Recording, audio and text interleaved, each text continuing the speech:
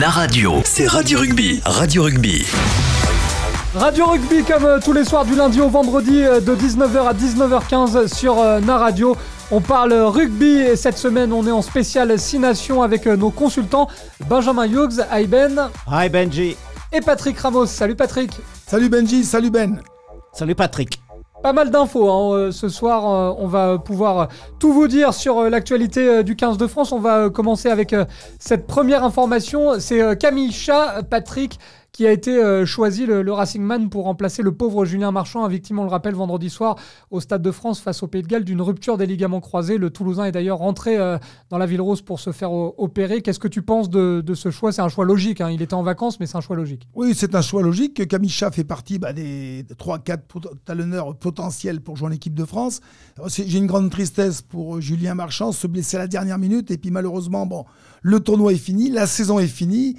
Et je pense que malheureusement, il ne sera pas pour partir au mois de septembre prochain au Japon pour la Coupe du Monde. Donc un gros pépin pour lui et une pensée émue pour ce jeune joueur qui avait brillé depuis le début de saison avec son équipe de Toulouse. Et on a une pensée également, puisqu'on parle d'opération, pour notre Rochelet Gabriel Lacroix, qui est passé hier sur le billard une nouvelle fois. Malheureusement, c'était à Clermont. Il s'est fait encore opérer. On l'embrasse également, Ben. Oui, tout Lacroix. à fait. On aimerait beaucoup le revoir sur le terrain. Quel joueur quand il joue avec les Rochelais. C'est dommage parce que le timing pour la Coupe du Monde, c'est pas terrible non plus pour ce jeune garçon. Alors ça va dépendre de la cicatrisation selon les dernières infos. Il pourrait peut-être rejouer d'ici la fin de la saison, mais ça paraît effectivement compliqué. Patrick, toi qui es un spécialiste de la première ligne, on va parler d'un autre Rochelet. La logique dans la hiérarchie, c'est que Pierre Bourgarit reste numéro 2 derrière Guilhem Guirado. Bien sûr, même s'il n'y a pas toujours de logique dans le sport, on ne comprendrions pas, nous supporters Rochelais et amateurs de rugby, que Pierre Bourgarit ne soit pas dans les 21, c'est-à-dire le talonneur remplaçant qui remplacerait donc Guilhem Guirado en cours de match. Mais rappelez-vous quand même, l'année dernière en Nouvelle-Zélande, une chose, Pierre Bourgarit a été rentré lors d'un test, il a marqué un essai qui avait été refusé, et au dernier test, il n'était que remplaçant des Barbarians. C'est-à-dire qu'il était passé d'un statut de remplaçant titulaire de l'équipe de France et remplaçant des Barbarians après. Et je pense que Pierre Bourgarit a vécu très très mal cette situation.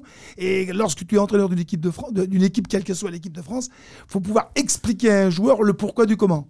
Alors c'est la blessure aussi peut-être qui a un peu freiné sa progression en bleu à Pierre Bourgarit. On a pas mal d'infos, je le disais, concernant toujours la première ligne et toujours concernant le Stade Rochelet. Touché au genou, on le rappelle, Winnie Antonio. Alors il a effectué des tours de terrain sur le synthétique ce mercredi matin. Rythme un petit peu modéré pour Winnie Antonio qui n'a pas vraiment pu accélérer. Là aussi, il va y avoir évidemment des tests qui vont être effectués. Ça sent quand même pas bon pour le Rochelet. Non, pour le moment, pas terrible. Ils sont en train, évidemment, de le ménager comme il faut. Et je pense qu'ils aimeraient beaucoup l'avoir sur le terrain, surtout contre l'Angleterre, parce qu'il faut dire que la première ligne des Anglais est quand même une première ligne très, très puissante. Oui, donc on va avoir besoin d'un pack à 100% physiquement. Patrick, quand je regarde un peu les infos, on n'a pas de chance parce que Maxime Médard, qui fait partie quand même des joueurs d'expérience de cette équipe, il était touché à l'épaule vendredi soir face au Pays de Galles. Il va passer une IRM cet après-midi. Il a passé une IRM cet après-midi. Le cas est peut-être inquiétant là aussi, parce que si on perd Maxime Médard, ça fait encore un joueur d'expérience en moins. Ah oui, on a beaucoup besoin de Maxime Médard parce que on s'est aperçu au dernier match contre les Gallois qu'on avait fait des erreurs par certains joueurs de manque d'expérience. Donc Maxime Médard, qui est un joueur proté, qui joue en 15, mais qui peut jouer soit en 11 ou en 14 ailier. Et de plus en plus, on fait maintenant un jeu avec 3 arrières, c'est-à-dire le 2 ailiers et le 15. Alors c'est vrai que ça sera encore un coup très dur pour l'équipe de France de se passer de Maxime Médard. Pour affronter l'Angleterre, les joueurs polyvalents comme ça, Ben, c'est essentiel. Oui, tout à fait. Et je suis totalement d'accord avec toi, Patrick, parce que tu as utilisé le mot expérience. Et je pense que surtout contre les Anglais dimanche, l'expérience va compter énormément, puisque s'ils vont encore une fois rejouer avec Huntemack au centre, je pense qu'il a besoin d'être bien entouré. Alors justement, les infos du jour, c'est que Wesley Fofana était isolé lors de la séance d'entraînement à Marcoussis avec le préparateur physique qui est l'ancien joueur de Toulouse, Nicolas Jean-Jean. Patrick, Wesley Fofana, on le rappelle, touché à la cuisse. Quand on regarde un petit peu, on a pu voir les images, il trottinait, mais alors à très légère allure, ça sent vraiment pas bon. Et les premières informations qui sont ressorties de l'entraînement, c'est que Jacques Brunel se dirige, Patrick, sur une association au centre, Romain Ntamak, Gaël Fickou. Oui, mais ça serait une logique depuis le début du championnat du top 14 et même ce qu'on a vu en Coupe d'Europe. Ces deux joueurs, Romain Ntamak et Gaël Fickou, sont actuellement les deux meilleurs centres de France du championnat. Ils brillent dans le championnat. Fickou a une deuxième, alors, il est pas âgé, mais il a une deuxième jeunesse, une deuxième carrière sportive au Stade Français. On l'a vu faire des matchs extraordinaires. Bon, maintenant on commence à s'habituer avec Romain Ntamak. Donc si on parle de logique, ça serait logique qu'ils soient associés tous les deux. Bon, la jeunesse, voilà, maintenant on laisse de côté la jeunesse. Il faut parler de jeu, il faut parler de vitesse, il faut parler de résultats. De toute façon, on l'a dit il y a quelques jours, les Français n'ont plus rien à perdre aujourd'hui. Il faut qu'ils jouent pour se donner une confiance, même en perdant, mais il faut qu'ils jouent. Je veux revenir quand même sur une chose, messieurs, très très importante. On ne peut pas présenter, compte tenu du niveau de l'équipe d'Angleterre en ce moment, un joueur qui ne soit pas à 100% de ses moyens. Donc, Winnie Antonio, je pense que s'il n'est pas à 100%, il ne faut pas le faire jouer, il faut le garder pour le prochain match du tournoi, parce qu'il faut être à 100%. Juste un petit mot sur Fickou, parce que je pense que le rugby anglais est très, pas choqué, c'est pas le mot, surpris de le voir jouer à l'aile. Parce que je sais que depuis le début, Brunel voulait le jouer à l'aile, et c'est là qu'on le voit, je pense que le rugby anglais le préfère le voir jouer au centre. Patrick, tu as un avis sur le positionnement de Gaël Fickou ? Je voudrais revenir et je rejoins Ben. Moi, il y a des choses que je n'arrive pas à comprendre. Je veux bien que des joueurs puissent jouer à plusieurs postes. Mais pourquoi les utiliser à d'autres postes en équipe de France par rapport aux postes qu'ils utilisent ? Je le disais il y a quelques instants, Fickou brille actuellement, depuis le début de saison, au centre, avec le Stade Français.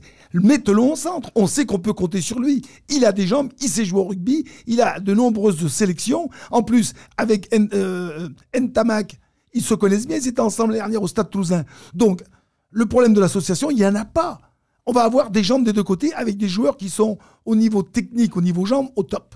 Alors, qu'est-ce que, du coup, ça amène comme conséquence si Romain Ntamak et Gaël Fickou sont associés, c'est que ça met encore un peu un coup de marteau supplémentaire sur la tête du pauvre Mathieu Bastareaud, hein, Ben ? Oui, mais je pense que c'est assez logique. Pendant un moment, je me disais qu'ils allaient peut-être revenir sur Bastareaud parce que pour une question de défense et de leadership, il ne faut pas oublier que ce garçon est vraiment un très grand leader dans l'équipe de France. Mais j'ai vu un article cette semaine, je pense que c'était de Castagnède, Thomas Castagnède, qui parlait du fait que si Bastareaud veut continuer sa carrière internationale, il faut qu'il change de position. Moi, je suis assez d'accord avec ça. Donc en fait, c'est un jeu d'échecs, là, Patrick, entre Gaël Fickou et Bastareaud. Il faut que tout le monde change de position sur le terrain.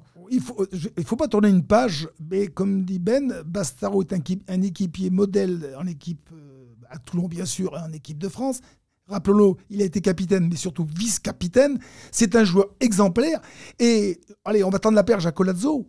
Pourquoi Patrice Collazo à Toulon ne mettrait pas Mathieu Bastareaud troisième ligne centre ou troisième ligne aile, comme il a fait avec Levani Botia à La Rochelle. Et c'était une réussite avant les graves blessures de Levani Botia au genou. Et pourquoi pas ? Moi, je verrais bien Bastareaud faire ses gammes, entre parenthèses, avec Toulon, de ce fait de préparer la Coupe du Monde au mois de septembre au Japon. Est-ce qu'il a envie, Ben ? C'est compliqué à son âge avec l'expérience qu'il a, la carrière qu'il a eue. Mathieu Bastareaud, on sait qu'elle n'a pas toujours été continue, cette carrière. Il y a eu des hauts et des bas. Est-ce que c'est facile à cet âge-là de se remettre en question et de changer de poste ? Mais attention, parce que là, il va partir une saison au moins en Super Rugby. Il va partir en Afrique du Sud. Donc, je pense que là-bas, il va jouer au centre. Et est-ce qu'il a la vitesse ? Il a sûrement la puissance, mais est-ce qu'il a la vitesse sur les terrains durs en Afrique du Sud, à voir. Alors, je te répondrai, mon cher Ben et Benji, en anglais, wait and see. Allez donc savoir si en Afrique du Sud, dans ce Super 14, ils ne veulent pas utiliser Mathieu Bastareaud en troisième ligne. De toute façon, Mathieu Bastareaud, c'est un perforateur. c'est un des meilleurs gratteurs du championnat top 14. Je vois pas pourquoi, en troisième ligne, il s'y plairait. Moi, je vois sans aucun problème. Quoi qu'il arrive, il va revenir changer si c'est confirmé le départ en Super Rugby, parce qu'on se souvient de Frédéric Michalak qui était revenu totalement transformé, Patrick. Transformé, et puis il avait remporté le Super 14 avec l'équipe de commande d'Urban, des Sharks. Hein, bien, totalement. Bon, à un moment donné, en plus, Mathieu Bastaro va partir pendant il va faire une pige, donc pas une saison entière, d'un commun accord avec le président de Toulon.